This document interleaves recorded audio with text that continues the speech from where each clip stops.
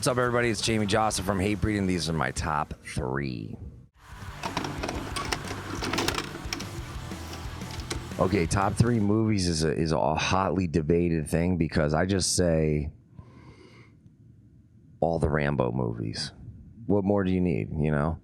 Someone was breaking my balls about wrestling. I was talking about wrestling, and they're like, wrestling is fake. And I'm like, so is Rocky. So is Rambo. It's the same. Like, what the fuck? It's fake. It's a guy pretending to be out in the fucking woods with a knife. It's great. Just enjoy it. Just like wrestling or anything else. Everybody, see, this is a problem with the world right now. Everybody has a fucking opinion. But think about your opinion, right? It's a tough one because the other day I'll get these monsters sent to me, and sometimes I'm like, all right, I've had enough caffeine for one day, and then you get that little like lull in the midpoint of the day, like 3-4 p.m., and they're like, you got another 17 interviews to go. And so I went and I drank this one. It was delicious. It was like iced tea. It was like an Arnold Palmer mixed iced tea and lemonade. Monster. So thank you, Monster. I gotta shout them out. They're always good. And then coffee would be my second favorite. I have, a saying on my show: there's nothing better than coffee, death metal, and push-ups. You put on like Decapitated, Cannibal Corpse, you drink your coffee, you do a couple push-ups, and there you go. That's all you need in life. There's something about a good fresh juice that you really can't beat, So that's in my, like, I don't care what's in it. You could juice garlic into a fucking cup with a bunch of vegetables, and I'll drink that shit and love it. So a nice cold Monster, then a nice hot coffee, then a nice fresh juice. Oh, can you really put records into like a list of the top things? I don't think you really can, but I think there's records you could constantly revisit. And recently I revisited Appetite for Destruction because that came out when I was like probably 10, 11 years old. And it still held up. I was like, wow, it's all hits.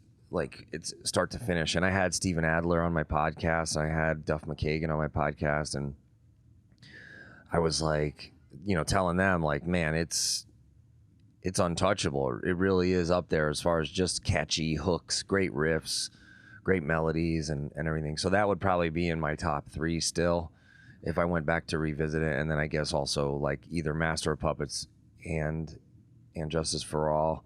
They're both great in their own respects. And then either I was talking with Rob Flynn from Machine Head about some Sabbath records, and he was telling me about how Geezer wrote the lyrics and how I got to get Geezer on the podcast. So then I started thinking about all the Sabbath records, and so, but I guess it would be a tie between those 3 and then any of the first like 3 or 4 Sabbath records.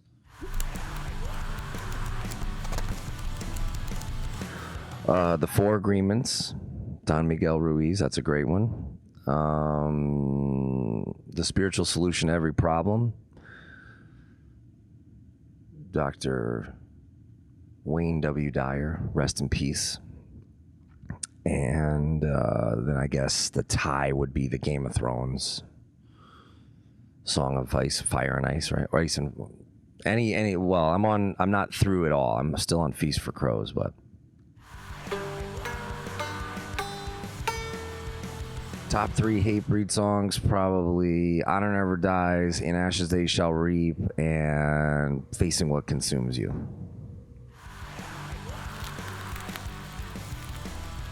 I tweet a lot about pizza, and so these kids are writing me, oh, what are you, pop punk now? And I'm like, whoa, wait a second.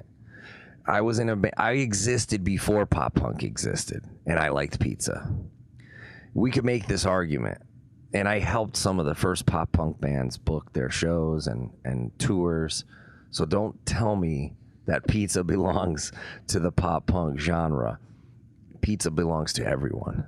And it is in my top 3. Thank you. And the best pizza is not in Italy. I'm sorry. It isn't. It's in Connecticut, New Haven, Connecticut. Sally's Pizza. Look it up. Time Magazine has attested to this statement. My Uncle Mike, shout out to my Uncle Mike. He's made the pies there for 45 years. Frank Sinatra ate his pies. Everybody. I've constantly revisited thrash throughout my childhood, throughout my teenage years, and my adult life, and I'll go back and I'll find gems. Like I just went to listen to Creator Cause for Conflict, and then I listened to Violent Revolution right up to Phantom Antichrist, and I was like, man, I've been on such a Creator kick. And there was a period in the 90s where I was more into hardcore, and you know, I still like the Slayers and the Creators and the Sodoms and Destructions, all those bands, but I was really more into Agnostic Front, Cro-Mags. Like the most consistent like hardcore bands are probably Agnostic Front, Madball, and either, I would say it's a toss up between either Sick of It All, like right up to Just Look Around. I was all in, you know. I really loved all those records. But then, you know, when I look at Slayer and I look at Cro-Mags and there's a lot, it's really hard to choose. But I would say if I had to choose my top 3 bands, it'd probably be Metallica, Slayer, and Cro-Mags, or Metallica, Slayer, and Agnostic Front.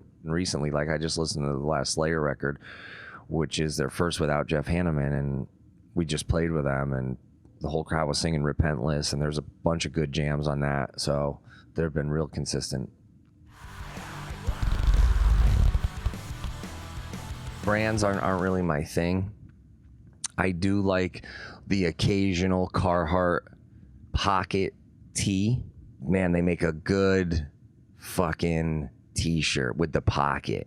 So like when you're on a flight and you got to keep your passport handy, for some reason, other pockets, they don't fit the fucking passport in. And my passport has like 85 pages now. So for whatever reason, that Carhartt t-shirt, it fits the fucking passport. I like Adidas. I still rock the shoes. Adidas Combat Sports is great if anybody trains anything, any combat sport, boxing, kickboxing, Brazilian Jiu-Jitsu. Do it in Adidas Combat Sports. It's the best stuff. They sent me. I use their bags. I take their bag to the gym. I use their I use their wraps and their gloves. It's great. Third brand, yeah. Shoot, man. I would guess I would have to go back to Monster. You know, you want to talk about consistency of a brand. They make me the custom wristbands, all my 8x10s, my bag, all my stuff that I've been traveling with. My hat, I mean everything. So yeah, I would say they're probably my third favorite.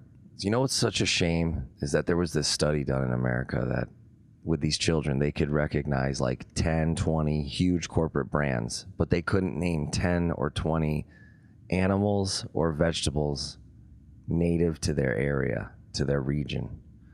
And that is a fucking crying shame. Get your shit together, America. I've got the scars to show for it. I was once a